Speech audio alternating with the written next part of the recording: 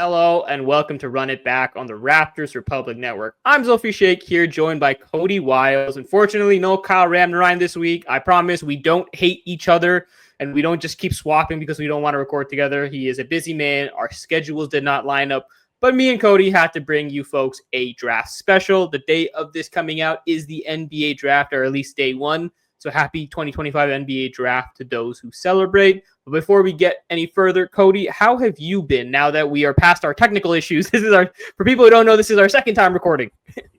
Yeah, no, I'm doing great. Super excited. Basically, the whole Raptor season has come down to this pick, more so the lottery, but this pick as well. Yeah. So excited. We've been grinding, doing a bunch of work. Toronto is in the rumor mill for so many different things. It's slop season. It's smoke season. So we're going to try to parse through it all. Yes, we will. And before we get past that, Coty, I do want to mention yourself and Brandon Stewart did post a first round mock draft on RaptorsRepublic.com predicting all of the first round picks. So please be sure to check that out. See who they have going to the Raptors and some of the other teams. We're also going to react to Assistant General Manager of the Raptors, Dan Tolzman. He had a media availability on Monday. He gave some interesting quotes on what the Raptors process might be for that. And we'll have our final predictions for what we believe will happen if the Raptors stick with picks number 9 and 39. Also, initial impressions from a busy week around the NBA. KD getting traded to Houston, Drew Holiday swapping for Anthony Simons, and obviously the Oklahoma City Thunder did win the NBA Finals in Game 7. There was basketball as well, not just off-season stuff to be talking about. Yeah, that happened, hey? Oh, yeah, okay. That little thing happened, But before we get further, please be sure to like this video, leave a comment down below what you think the Raptors are going to do heading into the draft, and subscribe to the Raptors Republic YouTube channel so we can keep reaching more new people. But with that being said, let's run it back. And Coty, I think a good place to start is with those comments from Dan Tolzman on Monday. There's been a lot of chatter, like you said, about what the Raptors can do, right? Do they keep this pick? Do they not? If they do stick with it, is it a positional need thing that they go for? Best player available? Does that even overlap or not? And again, we had this conversation earlier before technology screwed with us, but you and I agreed there's probably a 30% chance of the number we were kind of at if the Raptors possibly keeping or trading this pick. But Dan Tolzman basically admitted that there was interest from other teams. I have the quote here for people watching and for people listening. He said there's definitely interest in people trying to get our pick. It's an interesting group of players around there. He wouldn't say there's a percentage chance they do one or the other, but there's definitely conversations because teams have been trying to get into the top 10 for the same reasons the Raptors like being there. He finished off with saying, I think this is a very strong draft, deeper just in terms of guys who can come in and impact right away. So, Coty, what's your read on this idea of maybe the Raptors trading down because there's teams interested in getting into the top 10? Yeah, I think I'm coming around on the idea of that being a possibility and being okay with it. As long as they think they can still get their guy at 13 if it's Atlanta or 15 or OKC, that seems like if I'm trading down, it'd be to those two. If I'm Masai Ujiri and co, I don't want to drop down too far. I mean, I personally really like Atlanta's. Obviously, 13 and 22 is better than 15 and 24. So it would be funny if they were to do one of that, a deal like that, though. Their roster would basically be maxed out. They would bring in those 2 first-round picks, and they would have no roster spots available. And then number 39, if they were to keep it, would more than likely, would have to sign a 2-way deal unless they make a cut before he signs that contract. So if they were to do Atlanta's offer, for example, for money wise, they'd be around $3 million over the tax threshold. So maybe they're fine just dipping into the tax. Like apparently they had interest in Drew Holiday before he was traded to the Trailblazers.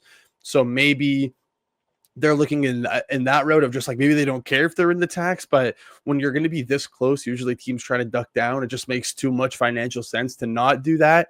So if they were to trade down, they're 200,000 over right now if they keep 9, and that's without signing number 39. They could either make that a 2-way or a regular standard contract right now, but it looks like they're going to be around 200,000 heading into the season.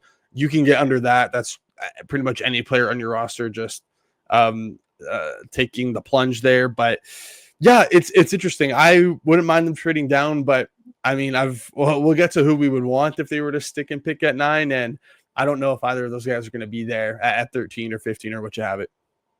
Yeah, I think it just does come down to what the read on the situation on the guy they want is, right? Like if they're in love with a guy, let's just throw out a name out there in Danny Wolf, can you get him at 15 or 13? Probably, and then you can get an extra pick out of it as well. If you're the Hawks, 22. If you're the Thunder, like you said, 24. You look at a team like the Brooklyn Nets who have not just 8, but they have 19, 26, and 27. If they want to get into the mix and get back into the top 10, we've already heard reports the Thunder want to be that team that gets into the top 10 in this draft. I joked about this before, but God help us, the Thunder just won a championship. If they end up getting a guy that they want, they're only going to have an even longer term, brighter future. But they have so many picks they can consolidate and try to do stuff like this. So we'll see what happens with that. But you're right. It does make sense. And a lot of it will just come down to, like, who do the Raptors really love in this draft? And do they think they can get that guy kind of at that lower range if they do trade down? Sam Vecini, his final mock draft came out, and he basically played out that scenario. I know, Coty, you mentioned that you like the idea of trading with the Hawks for 13 and 22. He basically had the Hawks jumping to 9, drafting Kaman Malawach.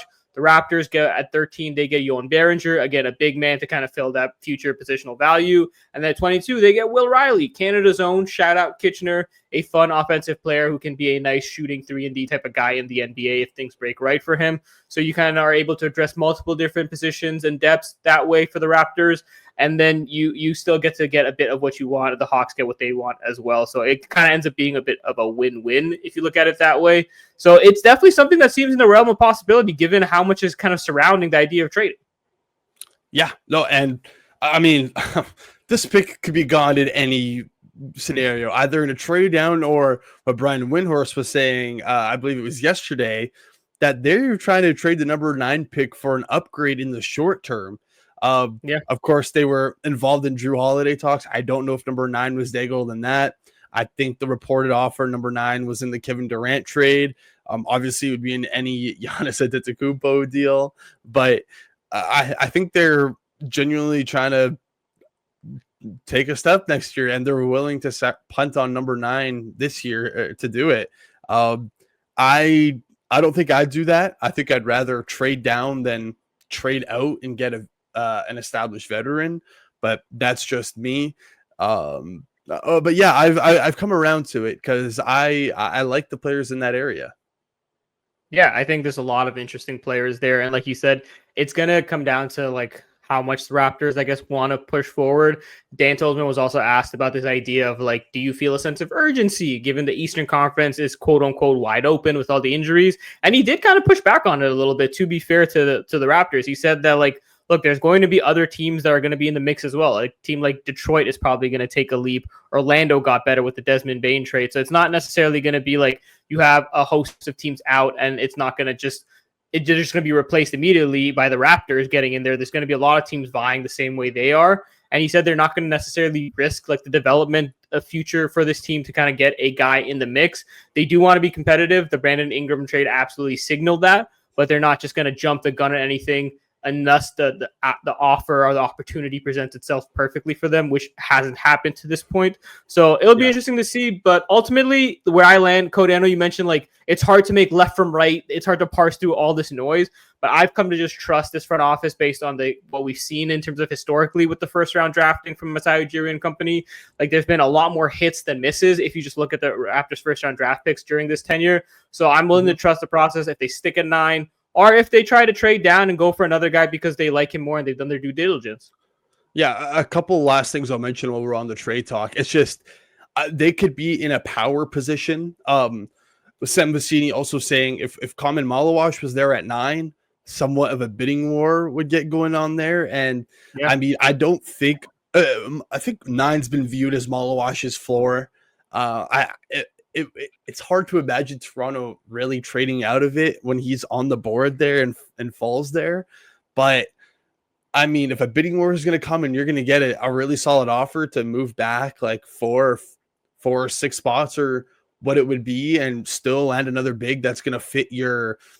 I mean, like best case scenario for me would be trading back with Atlanta and you get someone like Derek Queen at 13. Well, we'll get to our prospects, but I'm starting to come around on Derek Queen in Toronto. But yeah, also just not even Masai Ujiri, the Raptors first rounders in general throughout the history, they've done really well on. So Yeah. out of 24 first rounders that they've drafted and suited up and they haven't traded on draft day, the team has 28% of the crop turned out to be all-stars.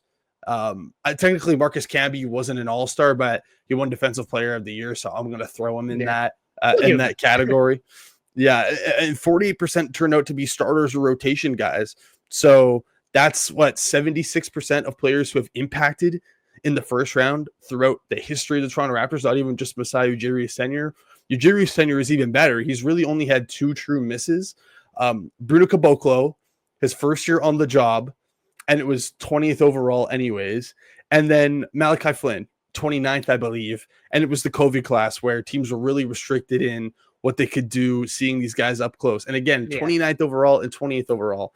They've done really well drafting. If you look at what they've done recently, like this will be their 3rd lottery pick in the last 5 years, their 14th pick, the 14th top 10 pick in franchise history of all time. Like they've consistently done well with these guys.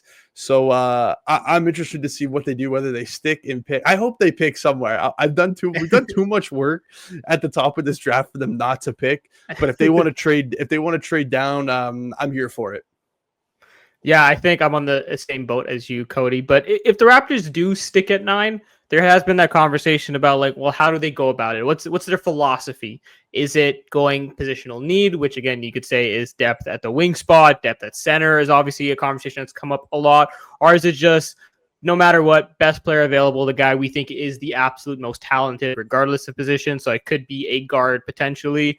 Well, Dan Tolzman was asked about that as well. And I have the quote here for people watching and listening. He basically said that I wouldn't say need for a center is impacting our decision, since it is one of the hardest positions to play, the 5 spot that is, especially for a younger player. And he said, because of that, we're going to take the best player available, regardless of the position, because that's the way the team operates. He did also go on to note that if they are looking for a rotation big to kind of impact right away with good minutes, that trading or free agency seems like a more realistic option than drafting a young guy to come and contribute right away, which is a pretty reasonable take. I think most people would agree with that. But what's your sense on this of him basically saying that, like, look, we're going to take best player available. It doesn't matter. Do you completely buy into it, or do you think it is a bit of a smokescreen? I think they've always operated best player available regardless. And I think that's how most teams tend to operate anyways. It just makes the most sense. But for me, it's just a perfect storm where the best players available around that range to me on my board are front court guys. Maybe not all true centers, but like players like Carter Bryant, Colin Murray Boyles are there and available around that time anyways. Maybe even possibly a Cedric Coward as winger front courty guys that they could draft. It's really interesting because so many teams around this range need a big. Toronto needs a bigger front court help. Phoenix now at number 10 needs a bigger front court help. And then obviously Atlanta and Chicago at 12 and 13 are other teams that would need a big, with Portland sandwiched in between who doesn't need a big. So there could be a lot of vying here for when these centers fall. Depends where Malawash goes and then where Queen goes. I think to me, those are the first 2 bigs off the board. So we'll see. If I had to, my prediction would be they stay and pick and take one of Malawash or Queen. That's my ultimate prediction. Spoiler alert. We will get into our predictions in just a second. But I think, Cody, you're right that this is probably a very conservative and smart approach by Dan Tolzman, because like you said, if they do want to stick at number 9 and pick, and that's not to say that what he's saying isn't true, that it won't be the swing factor for them if they like Carter Bryant as a forward more than they like Kamad Malawash as a center per se. They're not going to pick Malawash just because he's a center, right? But at the same time, like you laid out here, if there's teams behind you like the Nets, the Thunder, the Hawks that want a big, you say something like this so they're not jumping at the gun to get past you and poach the player that you want. Because if you do like Malawash and you come out and say, well, look, we need a center, we're going to try to address that through the draft. Well, the teams behind you who have the means to jump you and get that player are going to be doing that. I mean, honestly, they might still be doing it anyways, but this is just a smart approach from Dan Tolzman to kind of make sure that's not something they're making happen with their own comments, and he's just being more conservative about it. So I think it's a smart approach because you get to still make sure you do your due diligence overall and get the guy that you want without hopefully kind of like egging teams on to jump past you. Smoke and slop and smoke. That's this time as we're approaching 24 hours away. Let's hope that a trade hasn't gone down for Toronto by the time this comes out. Like, it would destroy the first 15-20 minutes of this episode, but or actually the whole episode, because we're both to dive into the guys who we like anyways. But let's I don't know, maybe let's have this being watched. Toronto has made a trade, because the first time we tried recording this, the Pelicans made it, and the Wizards made a swap as well. So there was a trade late last night with Drew Holiday. Obviously, Kevin Durant was dealt a couple of days ago. It's active right now, and it's fun times. Yeah, for all the noise and slop that's come out, I think it's hard to tell what's going to happen for sure. But the one thing that has been pretty consistent is a lot of NBA insiders have said this is going to be an active offseason. And so far, they've been right on that front. Like you said, the KD trade, obviously something that people saw coming, but then the Drew to Portland for Anthony Simons, and now Jordan Poole is headed to New Orleans, making them a lot younger, more interesting. Obviously, DeJounte Murray's out. He's recovering from a long-term injury, but then you have Jordan Poole and Zion Williamson, and that's going to be fun. The Washington Wizards moving forward have a ton of cap space, and they're young, and that's just only the start of this. Who knows what's going to happen with the draft and like after that. So there's a lot of excitement, and I think that it is going to be active. Yeah, to tie in that trade that just happened, I want to ask you a question. With Poole now in New Orleans, does that stop them from taking like a guard at 7? Like Murray's recovering. You got Poole now on a longer term deal. I still feel like they need guard depth, so I don't think it doesn't, but they're definitely younger now at that position. Yeah, I think they still probably lean guard unless they do move one of Trey Murphy or Herb Jones. Like, you already have like a young big in Yves Missi. Obviously, you could probably use some depth there too. They dealt with it last year with, I think, Daniel Tice was their other big. So if you want to have a better rotation and a younger rotation than that with Yves Missi, that's something that you could look at. So, but unless they trade one of those other like wings, like a Trey Murphy or a Herb Jones, I still think they probably lean towards guard, because like DeJounte Murray and Jordan Poole are younger. They're not necessarily young per se. They do fit like the Zion Williamson timeline. But if you are looking to pivot in the future, having kind of a young table setter working his way up under those guys, I think makes a lot of sense right now if I was New Orleans. Yeah, I think there's a chance like a Trey Johnson falls to them as well, which would or Kneppel. So that I think that'd be best case scenario for them, or Fears as well, who Fears was very like polarizing prospect. But lots of fun things. Just wanted to note it because they're just ahead of Toronto. So for sure. But yeah, I think that's a team you could still bank on taking a guard with front court players still sliding down to Toronto. Yeah, absolutely. And Coty, look, it's time now. It's time that we stamp our predictions. We put them out in public. Get ready to get roasted potentially. We'll find out in the near future. We'll post these on social media as well. But from myself, you, and Kyle, these are our, let's say, top 3 options that we think the Raptors are going to select based on preference, based on what we see here. And I guess I wouldn't say it's surprising, but it is interesting to me that all 3 of us have Kaman Maluach as, for lack of a better term, the top choice here for the Raptors. Yeah. You have Derek Queen, then Carter Bryant. I go after Maluach. I go Carter Bryant, and then Kasparis Jakachonis. And then Kyle has Bryant as well, and Jeremiah Fears. So all of us have Kaman Maluach. All of us have Carter Bryant. I guess give me the short and sweet first about Kaman Maluach and his fit with the Raptors. It's it really speaks for itself, right? I mean, you just go look at his measurements, and then you're all right. Nearly 7'1" without shoes on, a ridiculous almost 7'7" wingspan. That would be 12th in the NBA right now, I believe, maybe 11th. I'd have to double check that. And he's just massive, man. I personally believe he is more switchable and moves better than people are saying he does defensively. I know he did test well on the agility stuff, but I think he can play a multitude of coverages. I think you'd rather have him in drop primarily, similar with Jakob Poeltl, but I think he can move around the court decent enough to where you can do some different things with him. Like at Duke, like he switched a lot more than you think. Like he was hedging, he was recovering. So I think he has the potential to do that.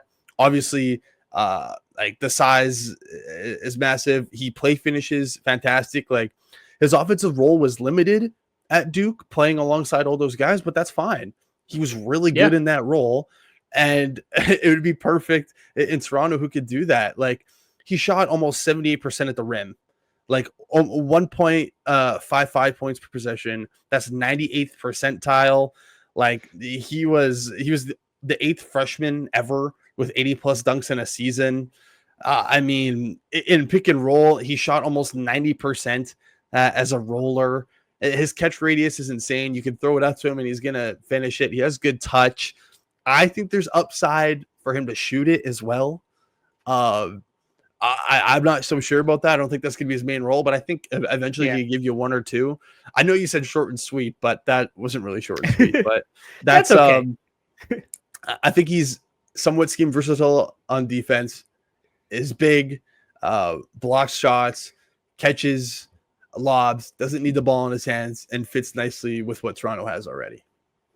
Yeah, look, the way I am about the CEBL, that's how you are when it comes to draft content. We think we're being short and sweet, but we're not. But that's okay. You're excited, and you have a lot of work that you've done on Come On Malawach. A lot of what I agree with, like you said, not necessarily going to be a floor spacer by any means in the NBA, but shot 76% from the line. You can see there's a world where, similar to what you saw with Christian Koloko with the Raptors, like he's going to be willing to take a 3 or 2 if he's left out there. Probably not going to be doing a whole lot of damage or getting gravity, but it's just fun to know that's something that's going to be an option potentially.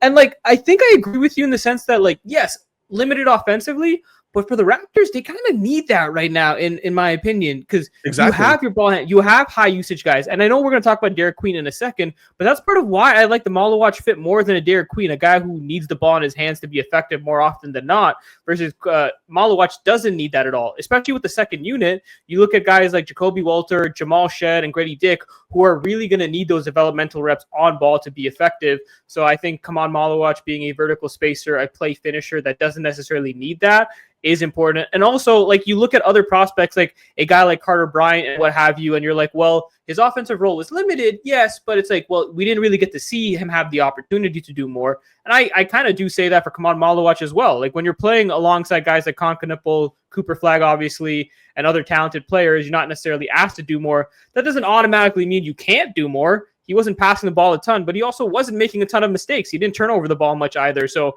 that's not to say he's going to be a great playmaking big or anything, but I think he's a smart decision maker, and that's going to bode him well. He's a good screener as well. So that's why I think that he makes sense in terms of there is potential there for growth. There is potential for higher upside, but the floor is also so high enough right now that you know he can probably make a difference for the second unit. Yeah, I've seen people also bash him for the rebounding, especially defensively. So he had a 19.2 defensive rebound percentage. Just to give some more context as to players in the last couple of drafts who are around that area. So yeah, Malawach at 19.2, Yves Missi was at 16.3, Derek Lively was at 17.8. So Malawach was above, better rebounder, defensive rebounder percentage in college than those two. And then Robert Williams was at 21.4. Onyeka Okongwu was at 18.4%. Klingon 23.4, ED 25.5, and Ware 26.1. I don't think it's a long-term flag or red flag. I think he needs to improve his strength and conditioning. Yeah. Only played 21 minutes. That's around like what Klingon played, what Missi played, and what Lively played as well. So I think he just needs to overall get stronger and be conditioned. Where I sometimes don't know if it's the best fit in Toronto is one, what is his ability going to be with the ball in his hands offensively? I understand that he doesn't need to be, but the way Toronto likes their bigs to run some DHO stuff, I think there's potential for him to do it. I don't know if it's going to look really good at all at the start of it. I think he has enough touch and is young enough to where he could work on stuff like that. Like, I don't think he's ever going to put the ball on the floor, but I think maybe he could do some other things like that. And then maybe that's where the shot comes along and he could use that potentially in DHO stuff. So but 20 assists to 30 turnovers isn't very welcome for that, and an alarmingly low 4.3 assist percentage is one of his biggest concerns there. And Toronto likes their bigs to have the ball in their hands a little bit, so I worry about that. But I mean, when you're imagining a lineup of Malawash and Scotty defensively causing havoc on the back end, that's what gets me intrigued. And also one last thing on him I'll mention as a concern. I wish he was a better vertical athlete. I think he's moves well and moves well along the ground, but he doesn't really have that pop that I would like to see. But I maybe with the strength and conditioning that ups a little bit, but that's also a concern for me. Yeah, that's totally fair. I think when you're 7'2", 250, pop might be a little difficult for you, but I think you are right that it's something you do want from a vertical spacer, especially like that fast twitchiness at times when it comes to being able to time your catches. But again, huge catch radius, that's kind of how he tries to make up for it, and he has a good touch as well. But I think these are valid concern. When you're picking at 9, you're not going to find a perfect prospect. And quite honestly, outside of Cooper Flag, there's going to be questions for a lot of these guys, and I think that's fair. So Kaman Malawach is the one name that we have there. The backup big that people have for the Raptors, and you have on your top 3 as well, is Derek Queen. I mentioned why I think I'm a little concerned about the fit with the Raptors because of how much he needs the ball in his hand to be effective. But is there more? Dive into it. I would love to. Let's go back and forth a little bit. Give us the no one, because he's a polarizing prospect. It took Trey on pull up Trey to give his case for me to really be like, you know what, I could get behind it. I was really close to putting him at 1 over Malawash here. That's how close it was for me. So yeah, give us the no.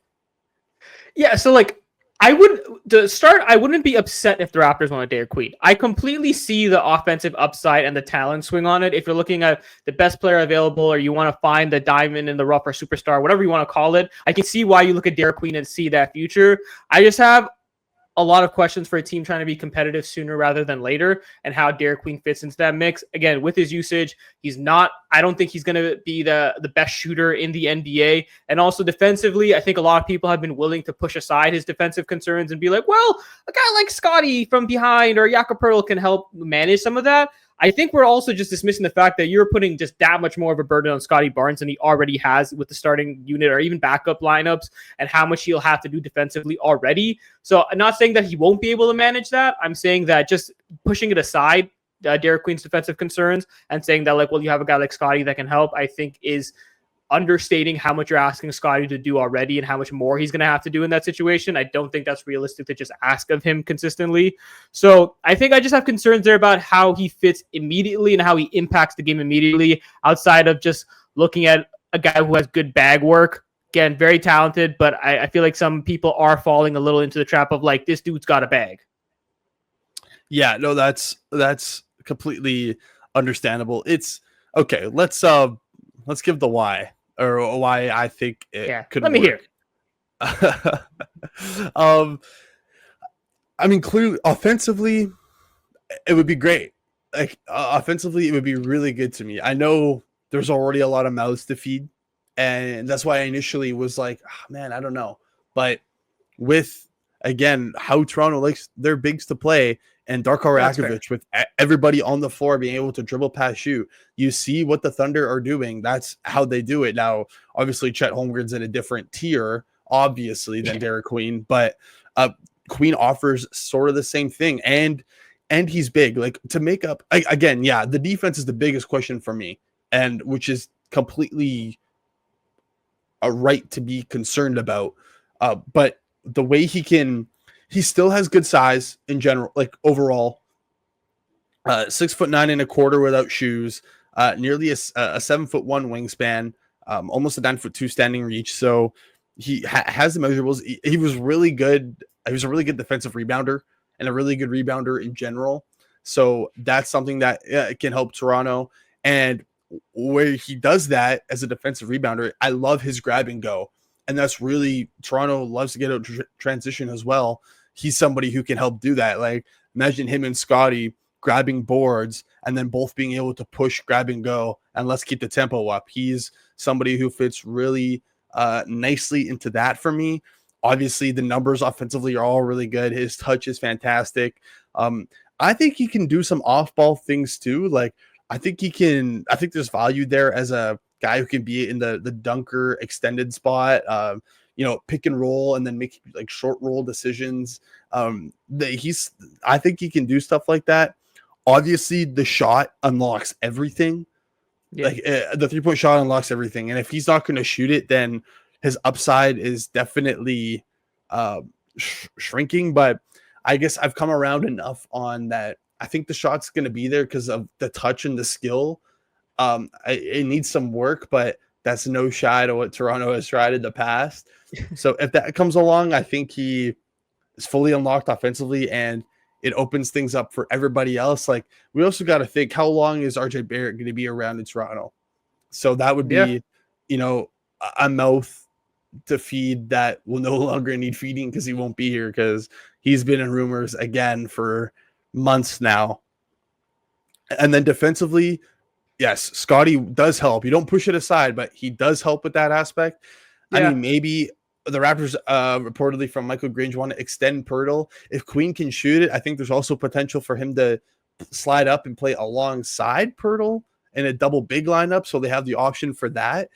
And I just think, like, nowadays, like, look at all the contending top teams. They need at least a 5-out look, right? It doesn't have to be your primary one, but it has to be a 5-out look. And now Derek Queen maybe wouldn't offer that right now, at least for his spacing wise, but at least he can do stuff along the perimeter. And you hope that with all the touch indicators, the shot comes around. So that's my, short and sweet again. That's my long-winded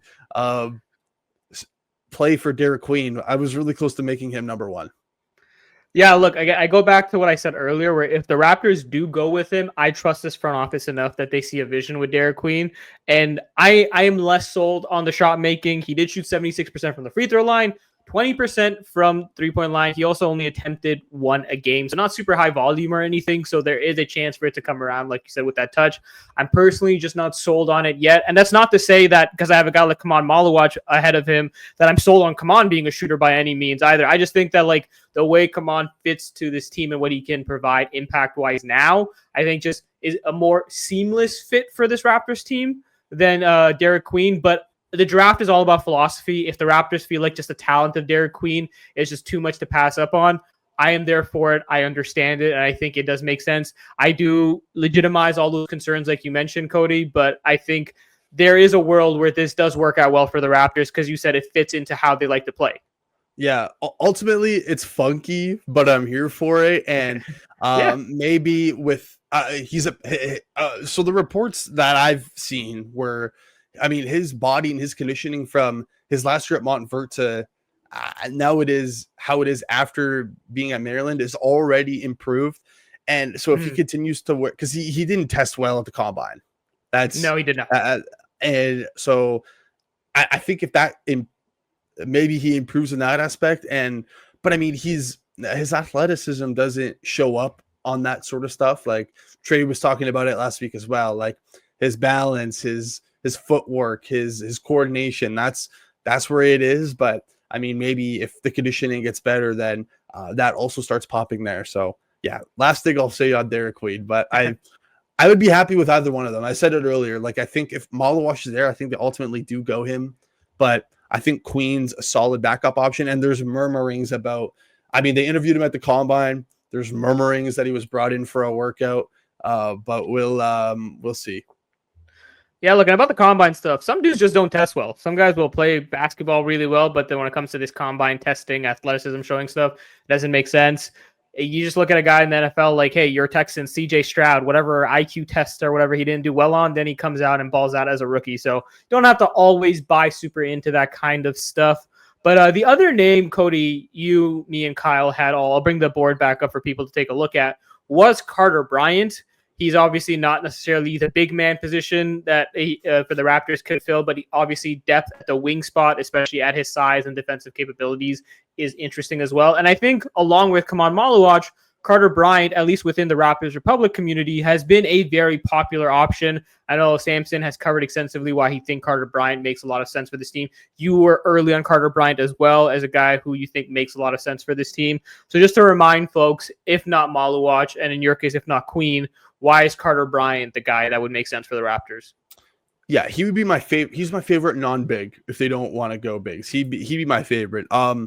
Obviously everybody's talking about the 3D archetype. Let's start with the defense because that's where he's going to make his mark immediately. I think he might be more of a project, sure, and it might take a couple years for him to get there. And if the Raptors are going to win now, I'm not sure how much he really fits into that. But the defense, I think he could impact on day one. I don't think he's a full-on project like people are saying. They use him in a bunch of roles. He can guard point of attack. Toronto needs help with that. He even did some low man sweeper stuff. So that's really good. He can defend on the wing. I think he's gonna be able to match up 2 to 4, maybe even guard some ones. He was one of 8 freshmen with a defensive block plus minus of 4, at least 4. He's super strong, a great athlete. He's gonna be really good on defense. Good motor too. And his defensive plays he made in the little time he played was insane. His 2.8 steal percentage and was really good in that time. And his 5.8 block percentage is substantial. Cooper Flag had a 4.9% block percentage. Matas Buzelis had a 5.6 block percentage. So, and if you look at one and dones with a steal percentage of 2 or higher or a block percentage of 5 or higher, let me read off some of the names that Carter Bryant. I know it's a bit weird and out there, but no, it's good. Go for it. Anthony Davis, Zion Williamson, Joel Embiid, Nerlens Noel, Jonathan Isaac, Big O, Precious Achua, if you've heard of him, Patrick Williams, so Day'Ron Sharp. There's good indicators that he's going to be really good on defense. Now to the offense, where I don't know if he's ever going to be able to put the ball on the ground. I don't know I think there's some flashes of him being able to make plays and pass and read the floor well. He just hasn't done it at a high enough level for an extended period of time. I think he can shoot it. If you want to really deep dive in that, go check out Samson. He really dove into the jump shot. I think he's going to be able to shoot it. I mean, I don't see why he shouldn't be able to. It's not like he had crazy low volume. He didn't play much, but that doesn't really affect your 3-point shooting to me. So I think he's going to be a good defender who can do multiple things. He's going to be able to put the ball in net, just stick him in the corner for now. And then he also adds vertical spacing that Toronto doesn't have as a lob threat that you can get from a non-big position. He's somebody who can do that as well offensively and cut and do all those sorts of things. So Carter Bryant, one of my favorites. I'd be really happy if Toronto ended up with my 3, obviously Maluwatch, Queen, or Carter Bryant. Those are my top tier prospects for the Raptors. Yeah, see, it's funny how you said how you almost got talked into Queen being number 1 for you. I've almost been talked into putting Carter Bryant number 1 because of guys like yourself and Samson and what you bring up. I think if you're not going for a big, like you said, at the forward spot, Carter Bryant just makes a lot of sense. Obviously, there are questions about his production and how limited his role was, especially offensively at Arizona. But 37% on about 3 threes a game in 20 minutes is nothing to kind of shoo away at. I think I do believe in that jump shot being able to translate at least to a certain degree.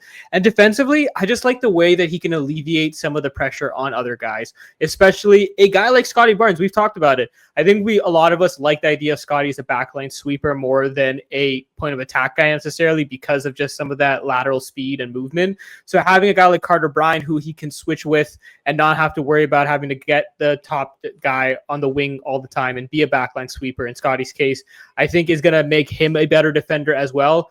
I think Samson wrote about this earlier when he did his Scotty Barnes review, where basically like Scotty being able to switch with mobile allowed him to be more of a backline sweeper. But when he didn't have a guy like that out there, it was a lot of more point of attack stuff and a lot of more added responsibility. So if you add a guy like Carter Bryant into the mix who can take on some of those responsibilities, so Scotty can do more of that backline stuff, I think makes a big difference for this Raptors team defensively. If you're looking at where this team was last season and where they did find a bit of an identity and strength, it was on the defensive side. After the All-Star break, they were the second best defense in the league. Granted, schedule, competition, whatever, but that's something that they were getting good at, even if it was against quote-unquote bad teams. So if you can kind of continue to build on that with a guy who's not going to necessarily need the ball a ton, who can fit right in, do a couple of those off-ball things, like you said, the shooting. He probably needs to work on being a movement shooter and things like that, but can he do the simple stuff to start off? Can he be an athletic finisher? Yes, and then on the defensive side, I'm just a big fan of the upside that's available with him. Yeah, at the end of the day, he was a really good defender. He's a good athlete and can shoot it.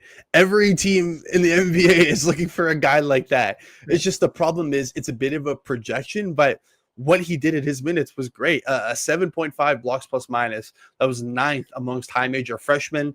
A block and a steal per game, his defensive playmaking on that side, and it was fantastic for the little time he played. His almost 60% true shooting was 10th amongst high major freshmen, but his 16 usage percentage was one of the lowest amongst high major freshmen. So he slots right in. He's in those top 3, Queen, Malawash, and Bryant are my I would be extremely happy with one of those 3. A couple of the guys off the list for me, like Thomas Sorber, Colin Murray Boyles, are sort of that next tier for me. You're gonna have to sell me on Jakuchonis here. You're gonna have to sell me on him. Maybe we could go back and forth again, but I don't know if that would be the way I would go. Yeah, well, my thing with Jakuchonis is like, again, it's a lot about like where I find the Raptors stylistically with the roster, and you mentioned it earlier, like being able to have a certain look, whether like with the floor spacing big idea. I just feel like the Raptors having some more size in the guard rotation, especially if you move on from a guy like RJ Barrett, I think makes a lot of difference, especially defensively. And that's not to say Jakuchonis is a defensive player. He is not really, but he is a table setter with a lot of size, and he's not a slender body. He's a guy who has a bit of strength to him, in my opinion.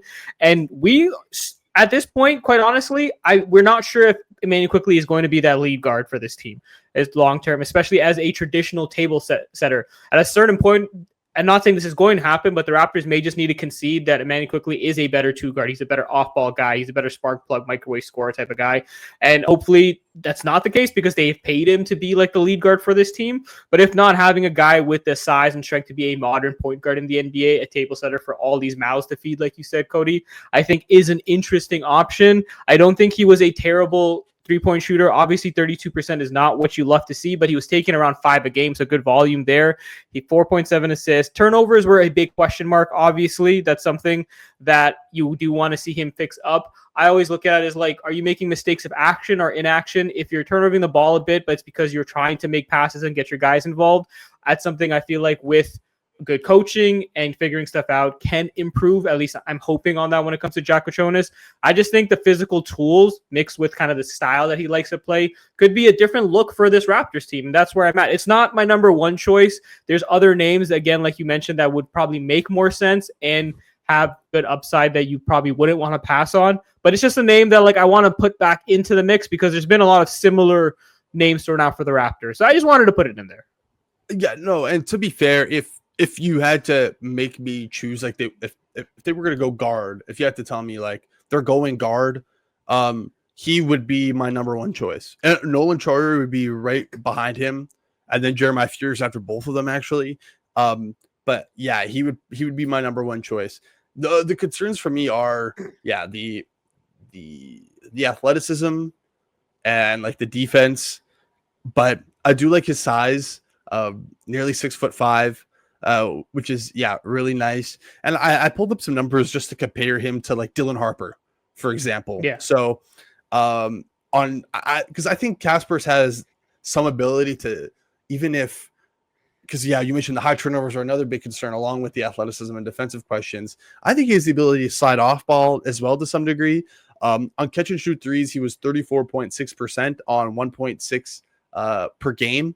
Compare that to Dylan Harper, who was 36.8%. So 2% better and took 2 a game. So was a bit percentage better and took more per game. At the rim, Kasparis was 64.5% on 3.5 per game.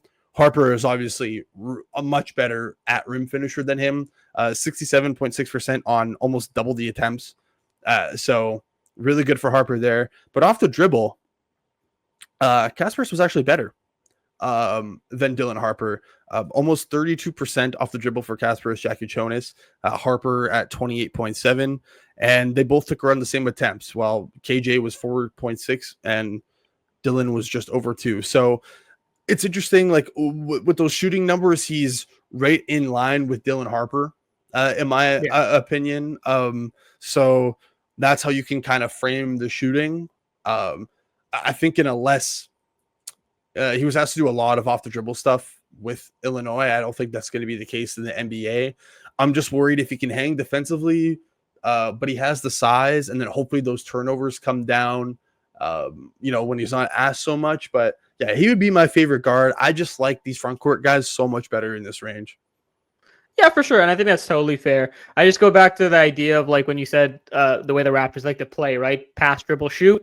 I think he covers a lot of those bases. I think he checks those boxes. Obviously, like you said, there are absolutely concerns. But at number 9, there's going to be concerns with guys looking at. If those other guys are the front court players that the Raptors are in love with are off the board, I just think when it comes to the guard, like you said, that's a name to keep in mind. But just to rehash for folks here at number 9, so the way you have it, Coty, is Kaman Maluach, then Derek Queen, then Carter Bryant. I got Maluach, Carter Bryant, and then Kasparis Jakučionis. And then Kyle comes in with Kaman, Carter, and then Jeremiah Fears. Is there anything you wanted to kind of tie off there? Any final thoughts before we move on to number 39?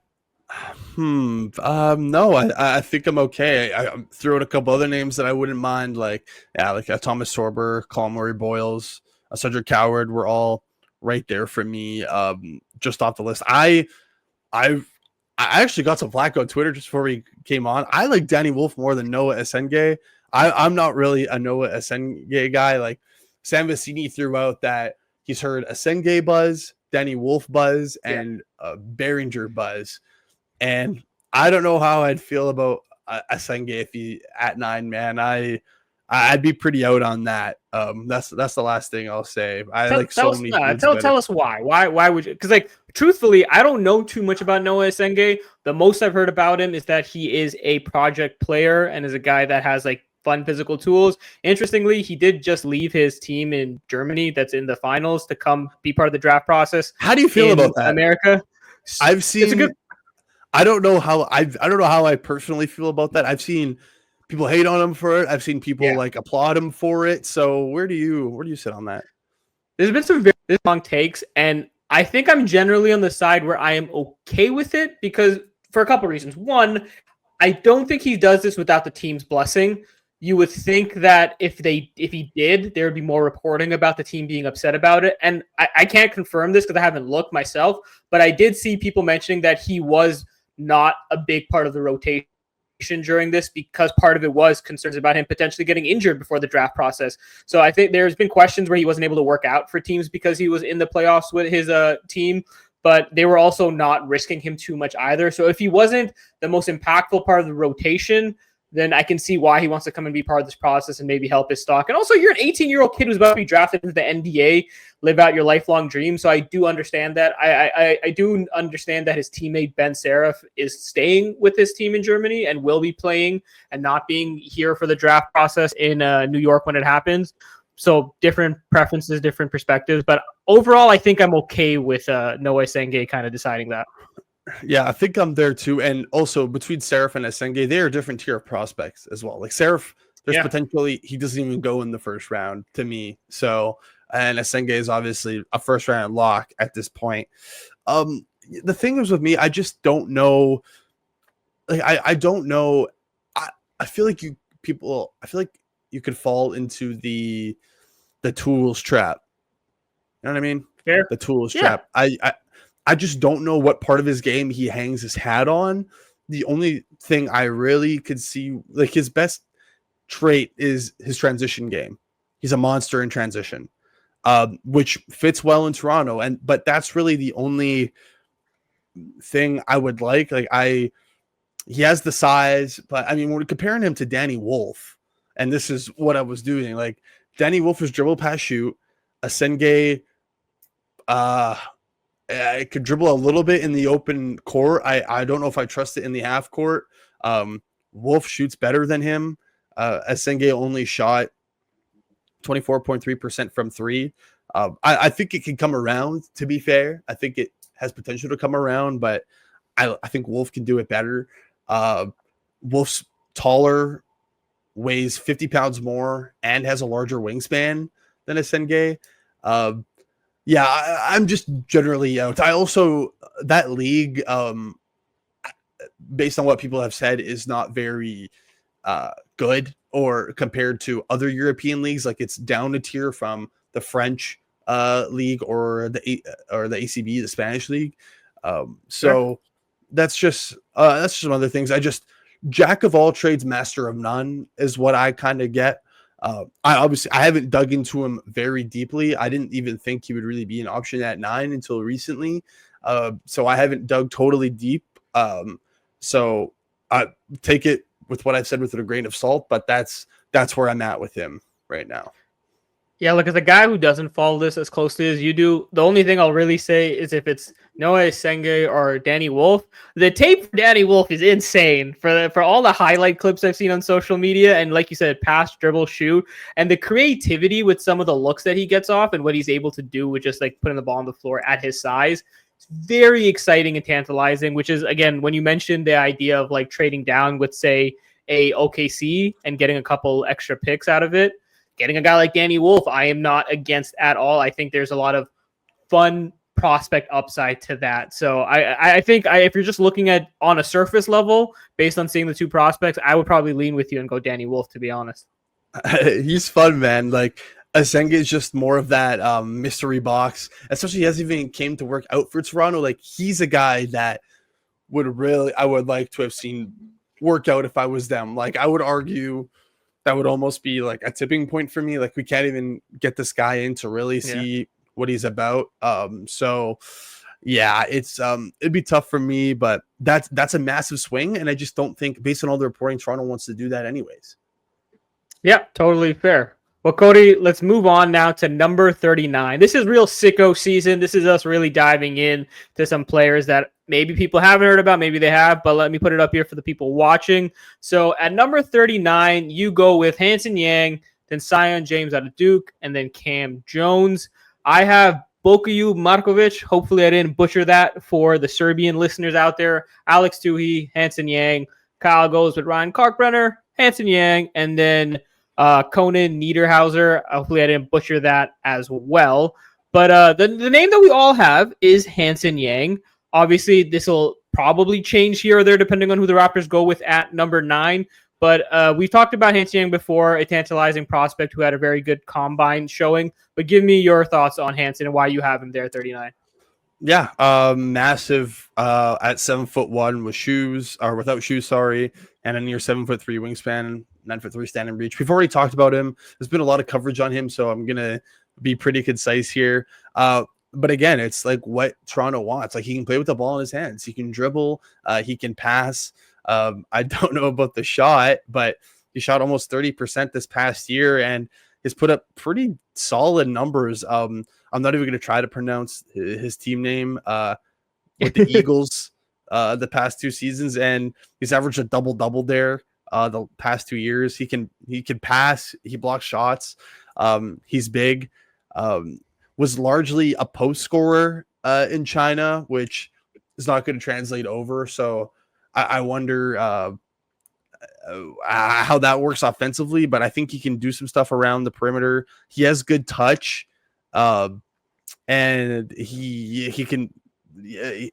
I think he can play in the dunker spot and catch lobs. I don't know how effective as a true lob threat he'll be, but apparently he's worked on his body. But athleticism wise, there's some things that could cause him issues right now. Like he doesn't really have like a ton of explosiveness, or a first step or a vertical explosion.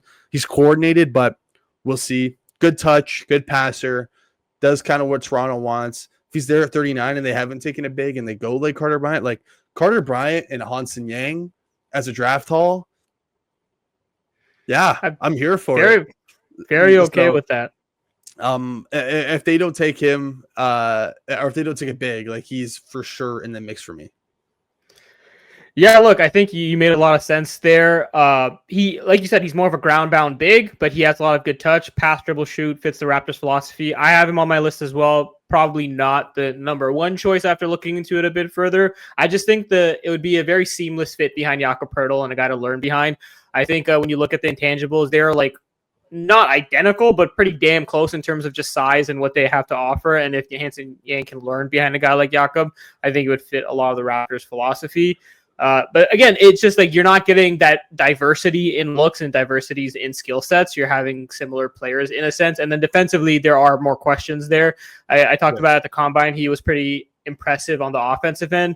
On the defensive side, there were situations where he was pushed out on the perimeter when he switched and he didn't really do all that well. So there's going to be stuff there where you kind of want to see him figure out or how they can kind of work around that. But at number 39, you're not going to get a perfect prospect either, right? You're already not going to get one at 9. So at 39, there is going to be question marks, and you are going to be taking a chance on some of these things. So I've done zero work into Markovic. I know he's available in the area. I've seen him be mocked there, but let's stick with the bigs because I just put out a draft option on Yannick Konen-Niederhauser, and I see Kyle put him in his top 3 as well. So you could talk about Markovic. I'll talk about Niederhauser as the bigs at options at 9 or 39. Yeah, so I recently saw his name, like you said, pop up more. I think ESPN in their last mock draft has Markovic mocked to the Raptors at 39. I just find him, like you said it earlier, Cody, you want to be able to have different looks available to you. He is not necessarily a traditional like backup center, but he's 6'11", and the dude shoots 38% from 3 on about 3 attempts a game. He can space the floor really well. He's a strong rebounder, and he moves the ball pretty damn well too. I wouldn't say he's an elite passer or anything, but especially at his size, just the little film that I did see on him, he processes pretty well. He averaged around 2.6 assists. He played in Serbia, by the way, which if you look at Serbia national team and the players they're producing in that country, they're no slouches as well either, right? So I think he is a fun player that if you're looking for versatility as a player to add to the Raptors roster who can probably space the floor at a decent clip in the NBA, like I have pretty good faith in his jump shot, especially as that size, I think can be a lot of fun. I know a guy like S has mentioned how a possible trade target for him is a Lauri Markkanen per se. I think getting a Markovic fits that Lauri Markkanen mold for the Raptors with this number 39 pick. There are going to be questions. I don't know if he's necessarily the best defender at that size. I don't think he's bad either. I'm more so on the camp that like if you add a bit of strength to him, he is only 190 pounds at 6'11", so you would want to add some more meat there and get a bit stronger. But if he does that, I'm more sold on his defensive upside as well. But look, not like the most ridiculous usage, pretty on average, and he was a very efficient scorer there. You saw him do some spot-up stuff. You saw him move into different spots and relocate for some of his shots, and he just seems to have good touch as well. So, like, if you're looking for that spacing big, not necessarily has to be a center. He can also be a perimeter wing option as well. Markovic seems like a fun option to me. Okay, cool. That's good. Hey, honestly, whoever gets picked here, like, this is going to be our G League guy, man. This is going to be our guy that we're going to get to watch and talk to. So, hell yeah. And another option, if they do go big here, is Yannick Konen-Niederhauser. So, yeah, Markovic seems like he would fit. Again, like we've been talking about with these bigs all episode, how Toronto wants to play. Niederhauser doesn't really fall in line with that. 22 years old, 6'11" and a quarter without shoes on, good size, 243 pounds, 7'3" and a quarter wingspan, 9'3" standing reach. Also tested extremely well. He's one of the best athletes in this class, the best athlete at the center position by far, and one of the best athletes from the center position all time. He posted a 37-inch max vertical leap that was 3 inches larger than the next true big in this class. A 33.5 standing vertical, another fantastic number. He also put up an elite shuttle run, a 2.84 second shuttle run. That's the 10th best time at the combine this year, regardless of position. And then an 11.45 second lane agility score was well above average as well. Spent his first 2 years at Northern Illinois, didn't do much, transferred to Penn State last year and put up big numbers. Almost 13 points, 6.5 rebounds, 2.5 blocks. That led that led the Big Ten and was 12th in Division One. He was also one of 4 high major players in general to have a block percentage of at least 10, and he's the only one in the class who hit that mark. So the best, I would say, the best rim protector this past season in college basketball. He was better than Malawash in that area. And if you look at players in general who have put up defensive stuff like him, out of 13 high major players who have had that block percentage of at least 10 and a steal percentage of 1.5 and 50 total dunks, he had 58. He dunks everything, man. Like, he catches everything at the rim, which that was one of the highest marks in that was 11th across high major schools, was 58 dunks. 8 of them have played serious NBA minutes with a high block percentage, steal percentage, and dunks. 2 of them for the Raptors, Christian Koloko and Chris Boucher, along with Anthony Davis, Derek Lively, Walker Kessler, Jackson Hayes, Robert Williams. You can see some overlap from what I was talking about earlier. So he's somebody who is going to be your traditional rim running both ends. His impact on both ends at the rim is great. It's just what he's going to do outside of that, I'm not sure. Yeah, that's fair. It's funny you mentioned Jackson Hayes, because to me, he kind of looks like similar to Jackson Hayes. Maybe it's just the hair to me, but like you said, super bouncy, likes to dunk everything, can be an elite athlete. But yeah, like if you're the Raptors and you want, again, that vertical spacing option, I think it makes sense there, Cody. But if we're not looking at bigs, you had a couple different options there in Zion James and Cam Jones, that is. With Zion, give me the sell on him out of Duke. Obviously, he was playing alongside some very talented players in Kahn, in Cooper, and Kaman.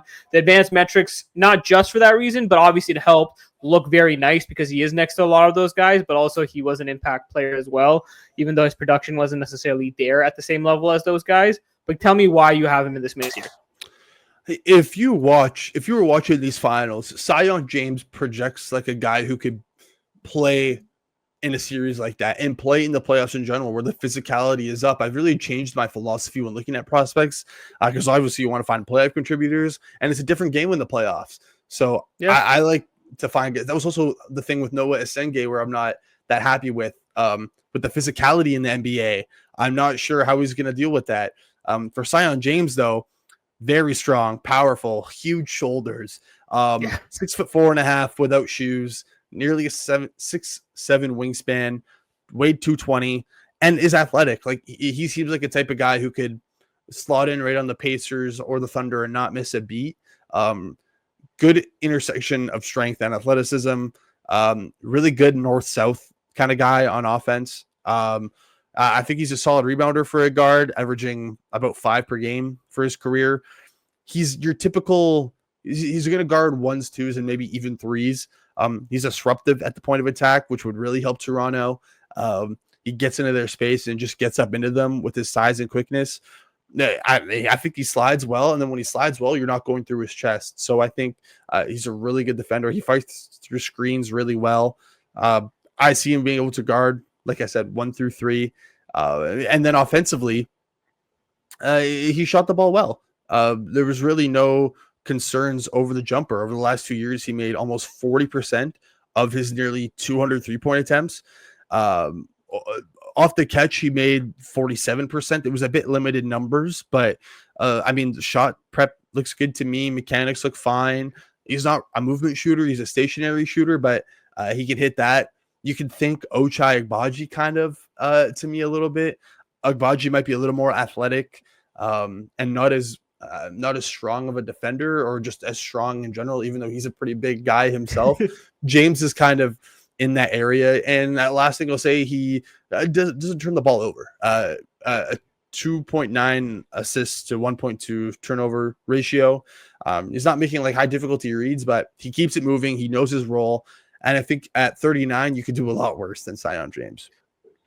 Yeah, look, 3-and-D, man. Like you said, 3-and-D is one of the most like sought after archetypes in the NBA. You mentioned it in the NBA Finals, how guys like Aaron Nesmith for the Indiana Pacers, Alex Caruso or Cason Wallace for the Oklahoma City Thunder, the difference these guys can make in long physical series, even a guy like Andrew Nemhard and like what he's been able to do, obviously defending SGA in that series as well. So if you add a guy who's 3-and-D, lower usage, can impact the game that way, especially at 39. And then also if you're looking at a guy like Ochai Agbaji, who is getting close to restricted free agency, is extension eligible, I believe, like, and you maybe want to move on from him, replacing him with the number 39 pick at Zion James could make a lot of sense for you. It's a bit of an older prospect, so a bit maybe like ready to contribute sooner rather than later. It maybe won't excite people the same way. Like you don't see like this shining upside value, but again, at 39, it comes down to philosophy and how you want to fill that role.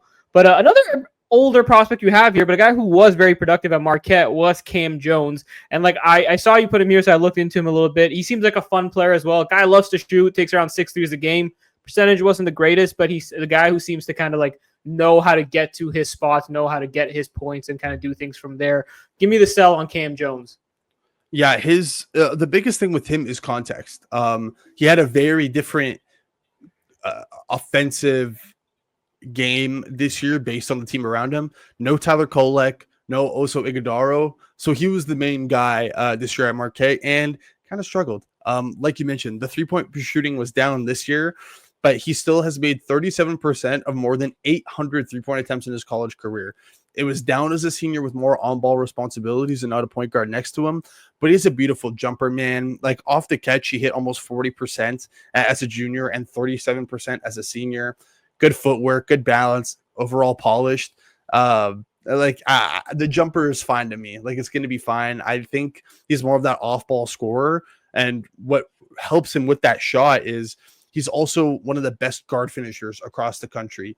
Over the last couple of seasons, as a junior, he shot 67% at the rim, an absurd number for a guard, while only having 2 dunks. Only 2 dunks, almost 70% at the rim. And then as a senior, he averaged 6 rim attempts per game and shot almost 65%. Great touch around there. And it's not because he's a vertical athlete why he's finishing so well. It's his decel step, it's his footwork, and it's his balance and skill in that area that he's able to get it up. Also a variety of finishes when he's there. So I think he's going to be an off-ball scorer kind of guy, can do some on-ball stuff if you want and slide in. And with the Raptors specifically, sounds like a guy who could fit around Scotty Barnes, right? You just knock down shooter, can have the ball in his hands a little bit, great at finishing a rim off the ball when an advantage is like already created for him. I think like he's going to, again, dribble, pass, shoot, like you mentioned, and then can attack a closeout and make a decision from there. I like Cam Jones. Yeah, looking at the tape, very fun player, crafty, was creative in what he could do. And like you said, if a player was given that extra responsibility and it was a bit cumbersome on him, I give him a bit of slack in that sense, because when he was scaled back in a different role, you kind of see what his potential was at. So to have the experience to scale up and down, I think is important. And it's something that you want to see a player kind of go through and know where they fit in a context. And also, it's a pretty damn good passer. Was it 6 assists a game, a 3.17 assist to turnover ratio? The guy does not turn over the ball much, especially considered for how much he's moving the ball as well. So I think he's a fun older prospect that you could kind of look at there. Yeah, 1.2 turnovers per game as a sophomore and junior, and 1.7 this year when he had even more responsibility. So yeah, it's just, this year it was a bit of a struggle because only 31% from 3 in a different role. He made only 11 of 48 attempts from 3 off the bounce, and while only hitting 33% of pull-up threes over the last 2 years. So that's not really his game.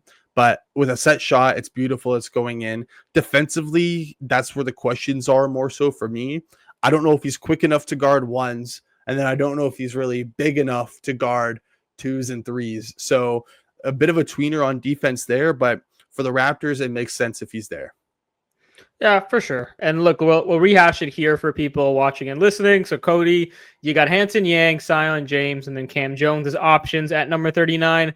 I got Boku Markovic, Alex Tuhey, and Hanson Yang. And then Kyle comes in with Ryan Clark-Benner, Hanson Yang, and Yannick Conan Niederhauser. Is there anything else you wanted to touch on when it comes to the number 39 pick? Oh, gosh, I think I've talked quite a bit here. So I'm okay. It'll be interesting to see who they take, because obviously I think who you take at 9 does affect who's at 39. Absolutely. I'm in the same boat when it comes to that. And like you said, whoever's the number 39, very likely we get to interact with them. We get to kind of see them in the G League with the Raptors 905 developing. Obviously, it was a lot of fun to talk to guys like Jonathan Mobo, Jamal Shed when they were down there, even other players with the Raptors situation last year. So hopefully, as the 905 guys for Raptors Republic, we get to interact with these people and kind of learn more about their games in person. So that'll be exciting. But Coty, it was a very exciting time already around the NBA, and not necessarily for the basketball of it all, for trades and stuff going on, but obviously the Oklahoma City Thunder also won the NBA Finals. So I want to ask you, do you want to start talking about the on-court hoops, or do you want to talk about some of the trade stuff that happened? Well, I don't know. We're already an hour 10 into this, so let's go with the champions first. Yeah, fair. Okay, so look, Oklahoma City, obviously a lot of people are aware at this point. They won the NBA Finals 4-3 after a pretty special second half performance in Game 7. Shai Gilgeous-Alexander, shout out Hamilton, won Finals MVP. He's the first Canadian ever to win Finals MVP. But obviously we also have to mention the fact that Tyrese Halliburton did suffer an injury in the first quarter of that game, drastically impacted the outlook of that game and what was going to happen. He tore his Achilles, which was confirmed by the team. Obviously, that means he's going to be out for a prolonged period. Dude was on fire before he got injured too, unfortunately. Made 3 of his first 4 threes, was yelling at people in Oklahoma City, just going nuts. And then that unfortunate injury happened to him. But just overall, Oklahoma City, they're your champions for 2025. What do you make of it, Coty?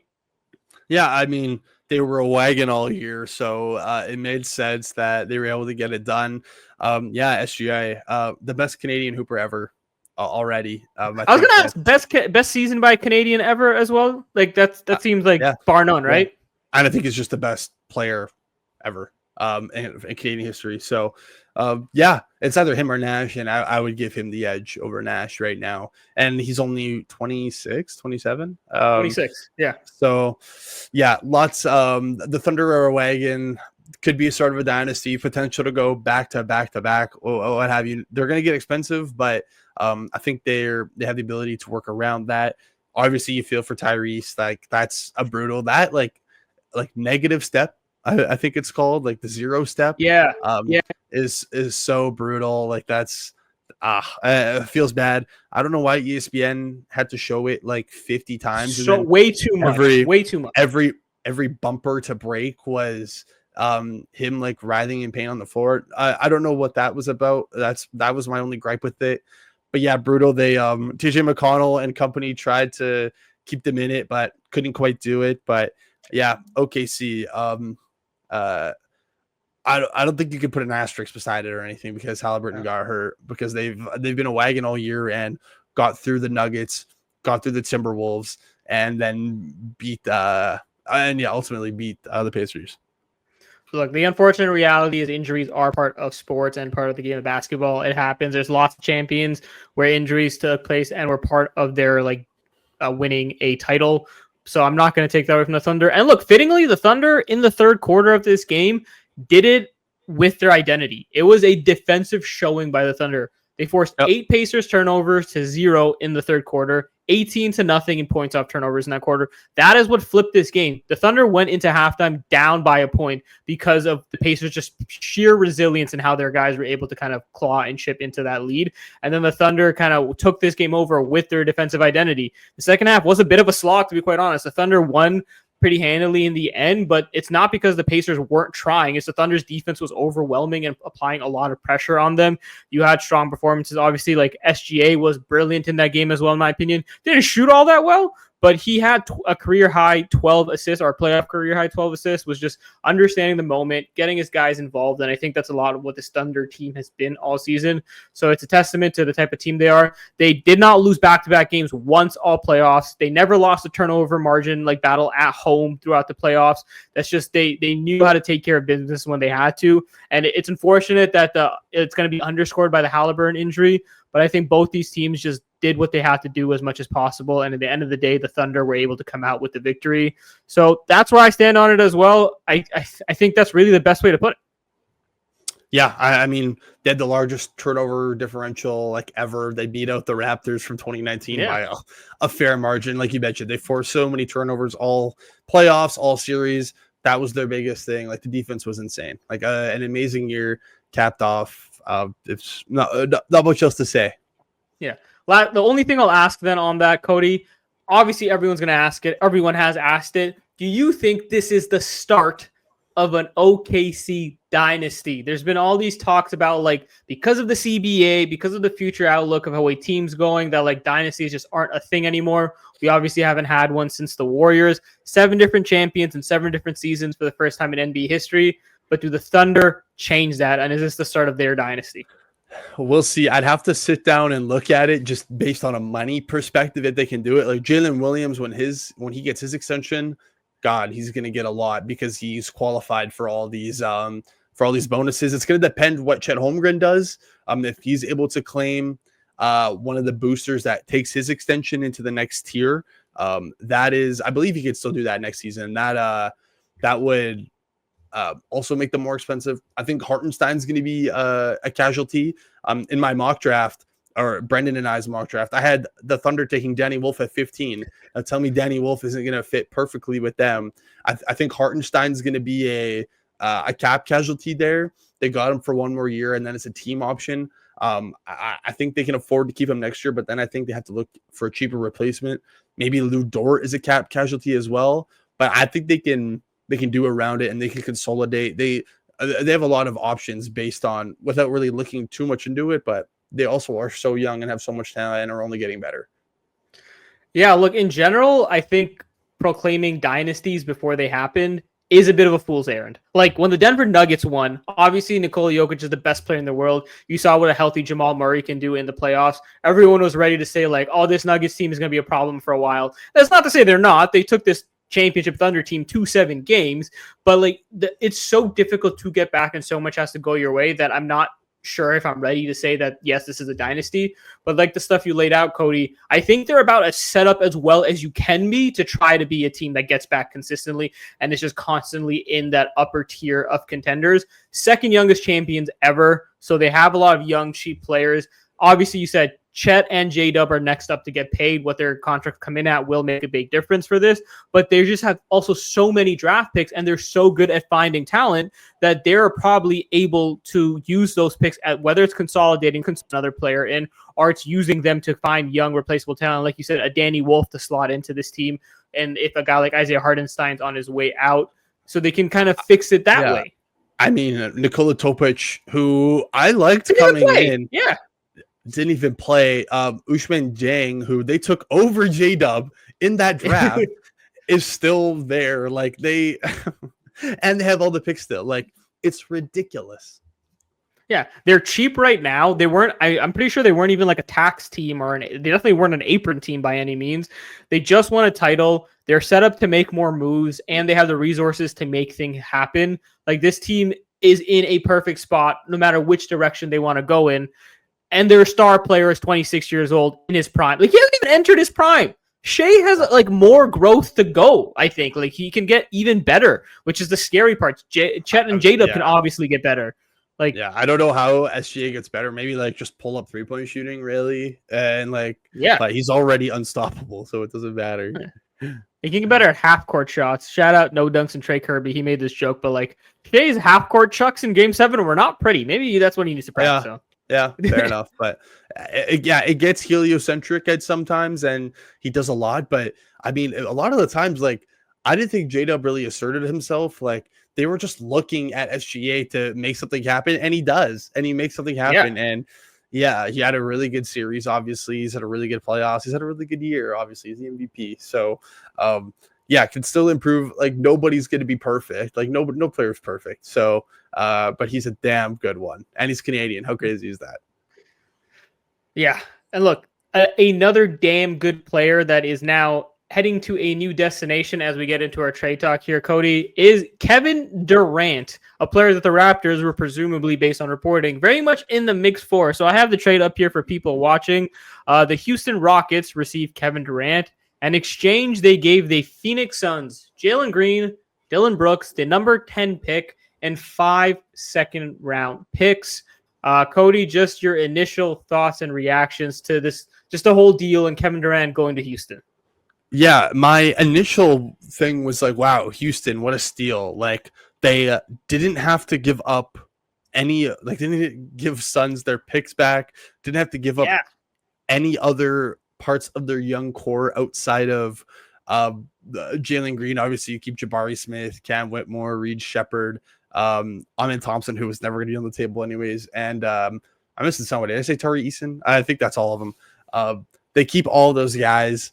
But the more I've thought about it, I think the Suns did decent. I'm not gonna lie. I think they did decent here. They had very little leverage, right? Like very little leverage. Everybody knew they wanted him gone by the draft, and like they knew he wasn't going to sign back. Like it was very little leverage, and he had a preferred team list out there. Like, so they got younger and deeper, which is what they needed to do with two starters in their 20s. And Phoenix needed a guy like Dylan Brooks. Like there was one team in the NBA who needed a guy like Dylan Brooks. It's them. They were a mess defensively, and honestly, he's going to come in and be their best. He's their best defender immediately. Honestly, somebody with his attitude and his just overall demeanor is something that's needed there. And I think he fits on a lot of teams. He's perfect in Phoenix.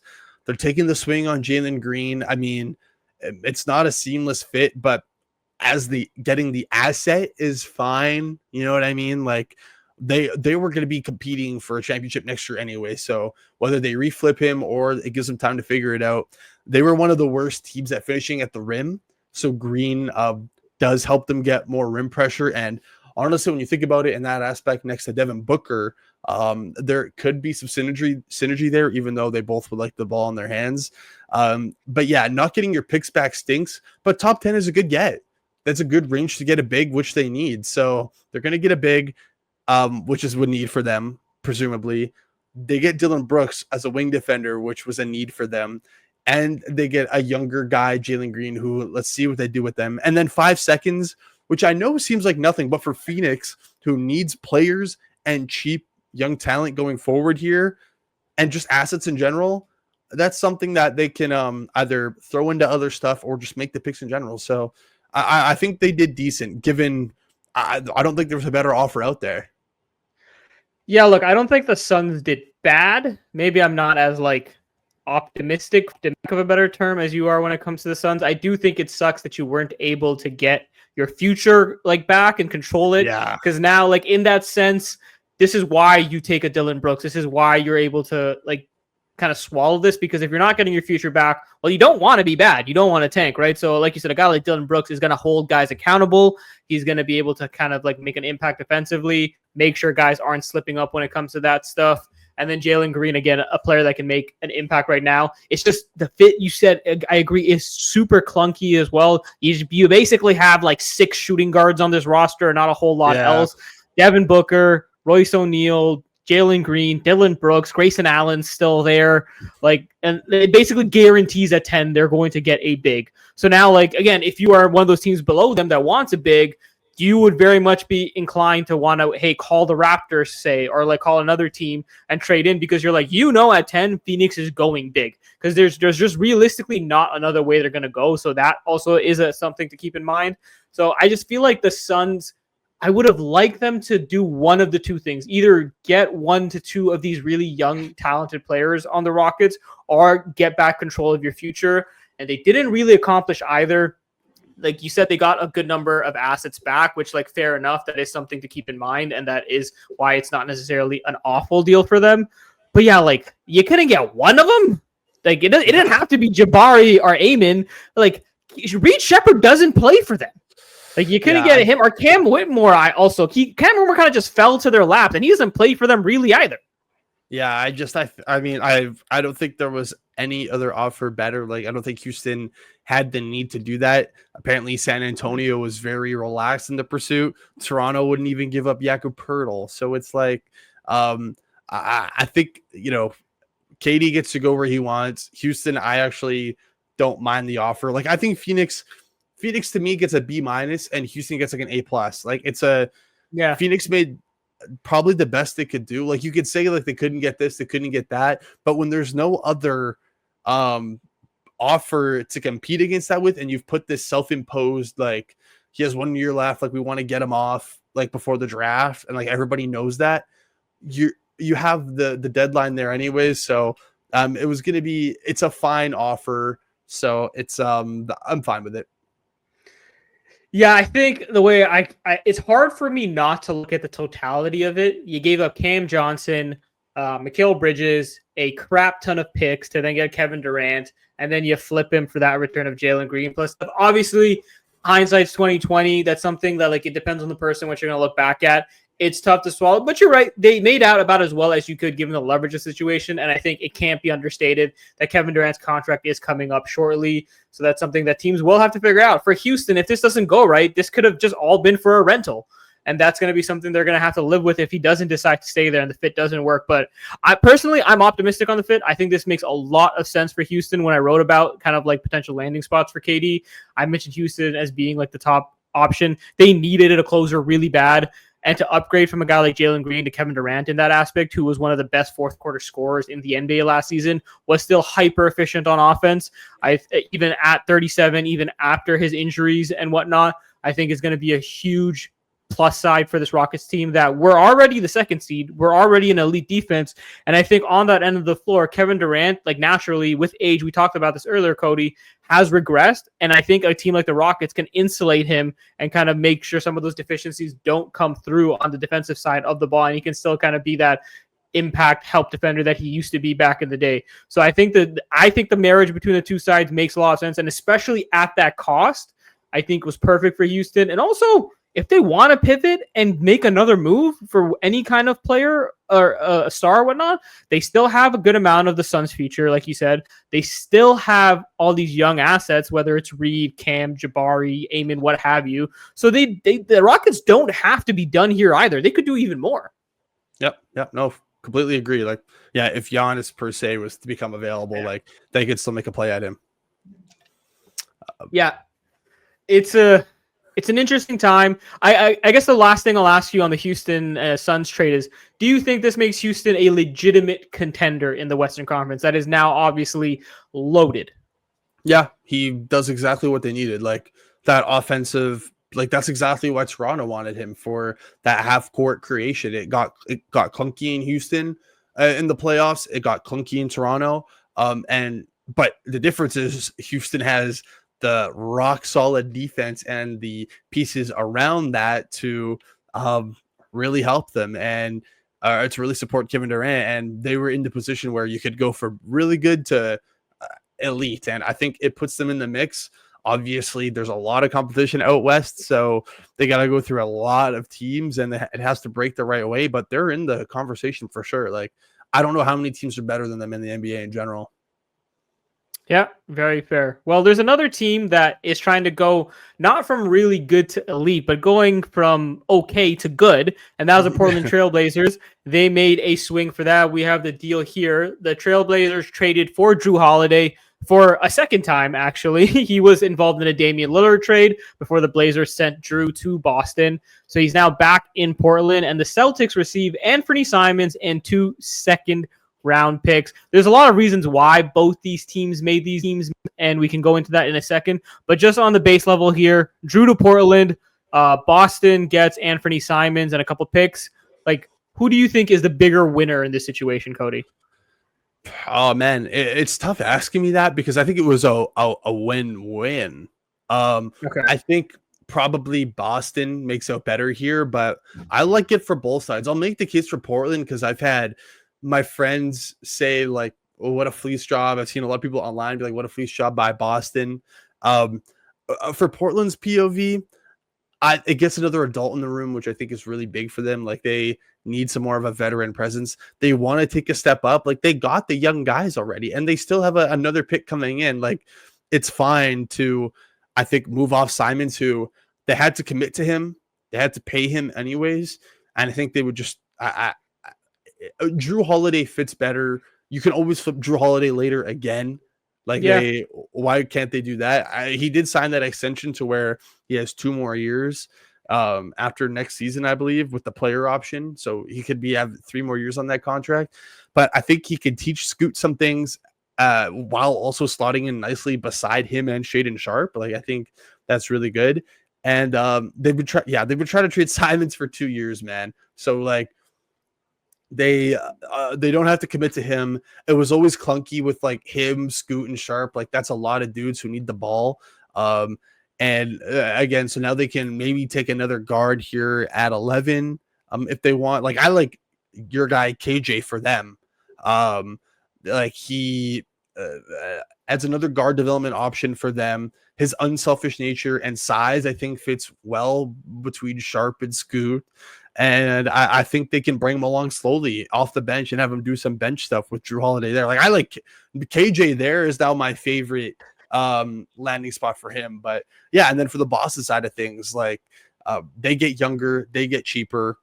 And then reportedly they like Simons coming into his draft year as well. So I would assume they would work to try to re-sign him, but their money situation is going to be very different come the time he needs a contract. So we'll see, but it's a win-win for me. But Boston probably does better just because you get a better asset in general. Yeah, I agree. I'm with you that I think Boston comes out better in this. They save about $40 million in tax spending from this, according to Bobby Marks of ESPN. Obviously, they're a team that just went through a sale. They're trying to kind of figure out their books. They're still $18 million over the second apron, so they got closer to getting under it, but they still have some work to do. Reporting from Shams and other people is that they are still engaging in trade talks for their key players. So whether that's Kristaps, hell, even Jaylen Brown could be a name that they have to consider. It has to be Porzingis. Like Porzingis is the main name. Yeah. I don't see Brown or White really moving. Like it would take a lot for them, specifically White. Like I don't think Brown moves. I've seen Brown be thrown around. Why? Like I don't understand why you trade. I think it's like, has this window closed? And I'm not saying that's the answer is yes. I'm saying that's the question, right? With the Jason Tatum injury and with how expensive this team is and with new ownership, are they like, well, look, you got the championship out of this team. Now you kind of have to start over a little bit, especially with the way the NBA is headed.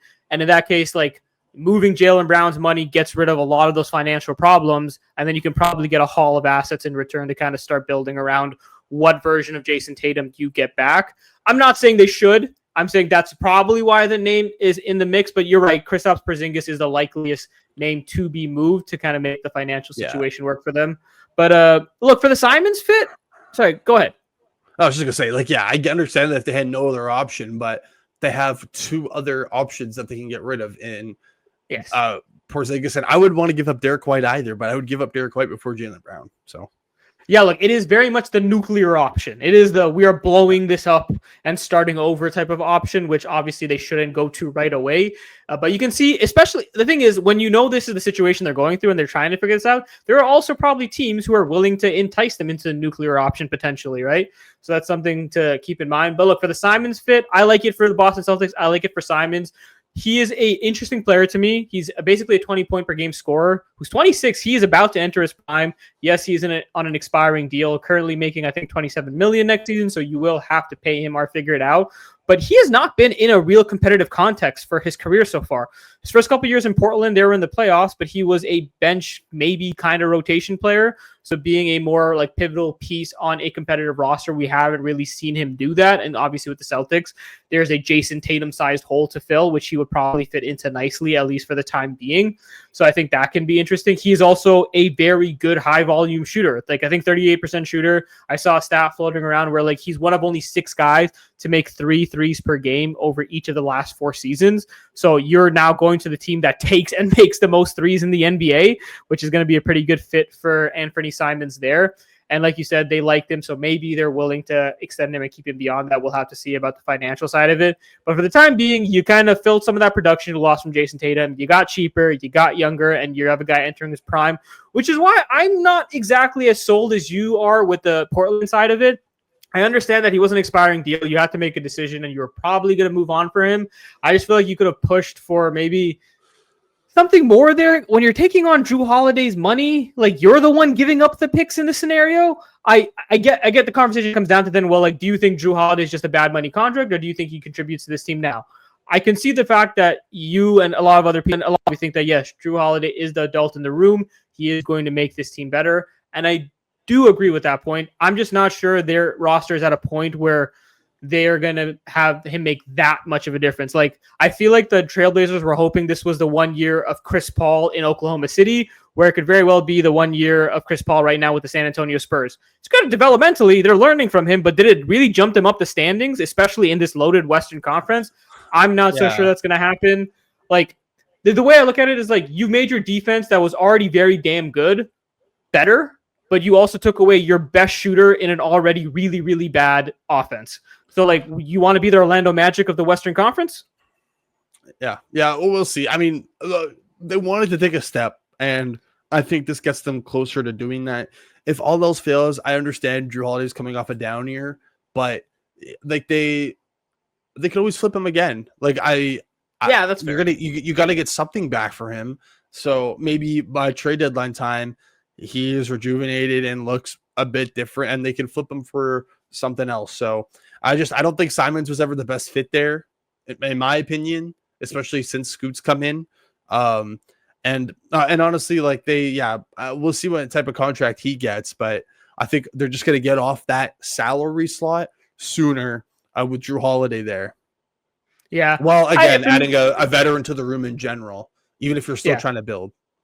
For sure. I always just look at it as like the guy's entering his prime in Anthony Simons. Drew Holiday is 35, going to be closer to 36. Like, what version of him do you get? He missed a couple games last season with injury too. And I hope this works out for Portland. I hope it makes them a better team. But when you look at them winning 36 games last year, being 12th in the Western Conference, like, who's really picking them to push past that? Like, you'll probably be better than the Kings, you would say. Like, are they going to be that much better than the Dallas Mavericks, who are adding Cooper Flag? Yes, without Kyrie Irving, so maybe. But like, this is by no means do I think this puts them into a playoff conversation. They'll put them in a play-in mix, and maybe for them that's enough. Like, to your point, Cody, maybe for them that's the step forward, and they're okay with that because you're probably going to let Simons go anyways. Exactly, and then they've been trying to trade him for 2 years, man. Like he's been in rumors forever. And exactly in this new CBA, when you're looking at potential players, like, you got to pay, like, Sharp still needs money, right? Scoot is going to need money a year after that. What's the plan with DeAndre Ayton? Is he going to walk? Like, there's still lots of, like, Tumani Kamara is going to be getting a lot more money than the 2.2 million that he's earning right now. So, and then Klingon, like, I think they're just sort of getting ahead of it. And I get, like, you're giving up a young asset when you're a young team for a 35-year-old, but I think in this specific scenario, when they already have so much, like, I think it works. Again, it's like, I'm like them for the Suns. Like, it's like a C+ B- for me, while Boston does pretty well. But it's just like, I don't hate it. Could have been better, but again, they've been trying to get rid of him for a while now. Yeah, I'm around the same boat. I think I'm just a little less optimistic when it comes to the Portland situation. I'm like a C+ B-. It could obviously go up to like a B+ A if it's, again, like CP3 in Oklahoma City, but it could also be a Marcus Smart and Chris Middleton in Washington, where, like, it doesn't really make that much of a difference. Those guys obviously had injuries and didn't play a ton, but, like, you just don't know what the situation with Drew Holiday will be. But hopefully it does work out for them, because having another competitive team in this loaded Western Conference can be a lot of fun. But Cody, we have talked for quite a long time today, probably longer than we have in some time. But is there anything else you wanted to touch on before we wrap this up? No, man. Let's get out of here. I'm tired. This might be the longest video on the Raptors Republic channel, but it's draft day, and this is what the whole season has come down to. So if you're still with us throughout all this, man, like, thanks for watching. Yeah, if you're still here, we absolutely appreciate you. We love you. That just shows dedication to us, and it makes us feel good, quite honestly. You said, Cody, I am tired as well. Like, I got a standing desk, and I just want to mention that because of how fun it is, but also standing for almost an hour and a half just talking back and forth about this has made me ready to take a seat. So I'm going to go do that after this, but that'll do it for us here. So thank you for tuning in to Run It Back, where we recapped everything in Raptors land heading into the draft. That will obviously be not too long after this video is posted. But in the meantime, let us know down below in the comment section what you think the Raptors are going to do Do you want them to trade it? Do you think they'll trade the pick? Do you think they'll make the pick at number 9? And if so, who do you want them to go with? Let us know your thoughts down below. But also, please be sure to subscribe to Raptors Republic YouTube channel so you can make sure you're caught up with everything when it comes to content for the draft and forward. Obviously, there's going to be a lot of coverage surrounding the draft and what goes down. And please like this video so we can reach more people before the draft happens. I believe it starts at 8 p.m. Eastern on Wednesday, and obviously 2-day draft, so the round 2 will be on Thursday. But that does it up for us here, for myself, for Coty, and obviously for Kyle as well here at Raptors Republic. And we'll see you next time when we run it back. Peace.